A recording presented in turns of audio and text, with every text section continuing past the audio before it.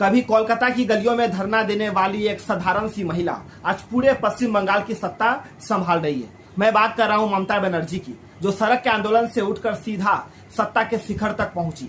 जब सिंगूर की जमीन के लिए आवाज उठी और नंदीग्राम की मिट्टी खून से लाल हुई, तब एक आवाज थी जो हर बार सरकार के खिलाफ खड़ी रही, और उसी आवाज ने 34 साल पुरानी सीपीएम की सत्ता को हिलाकर रख दिया। ये सिर्फ एक नेता की कहानी नहीं है, बल्कि ये वो संघर्ष, जिद और जनता के भरोसे की कहानी है। जो सड़क से शुरू हुआ आंदोलन सीधे मुख्यमंत्री की कुर्सी तक पहुंच गया। मैं आपको बता दूं कि 1955 को कोलकाता में जन्मी ममता बनर्जी का बचपन बहुत साधारण था। घर की आर्थिक स्थिति भी खास नहीं थी, लेकिन एक चीज थी, जिद और कुछ कर दिखाने का जुनून। इसलिए छोटी उम्र से ही राजनीति में दिलचस्पी रखने लगी। आगे चलकर ममता ने अपने करियर की शुरुआत इंडियन नेशनल कांग्रेस से की और 1970-80 के दशक में उन्होंने छात्र राजनीति से अपनी पहचान बनाई। और फिर आया पहला बड़ा धमाका 1984 में, जब उन्होंने दिग्गज नेता सोमनाथ चटर्जी को हराकर लोकसभा चुनाव जीत लिया। ये उनकी पहली बड़ी जीत थी और पूरे देश ने उन्हें यहीं से नोटिस किया। लेकिन ममता बनर्जी का करियर आसान नहीं था। उन्हें कई बार विरोध, हिंसा और राजनीतिक हमलों का सामना करना पड़ा।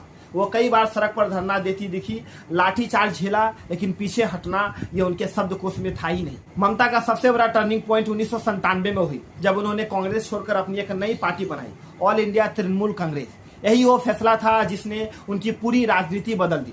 इसके बाद वो अकेला जरूर पड़ी, लेकिन मिशन साफ था, बंगाल से सीपीएम को हटाना, 34 साल का किला तोड़ना। यहाँ पर मैं आपको बता दूं कि पश्चिम बंगाल में सीपीएम का जब 34 साल तक राज रहा, तो लोगों को लगता था कि इसे कोई हटा ही नहीं सकता। लेकिन 2011 में ममता बनर्जी ने इतिहास रच दिया। उन्होंने सीपीएम को हराकर बंगाल की पहली महिला मुख्यमंत्री बन गई। यह सिर्फ एक जीत नहीं थी, बल्कि ये एक राजनीतिक क्रांति थी।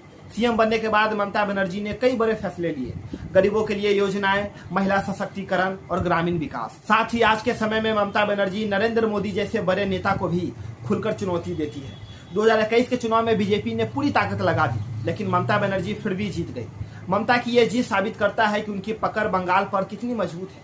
ममता बनर्जी की सबसे बड़ी खासियत यह है कि उन्होंने लोगों के दर्द को समझा, सही समय पर आंदोलन किया और सत्ता में आने के बाद डायरेक्ट बेनिफिट दिया जो उन्होंने वादा किया।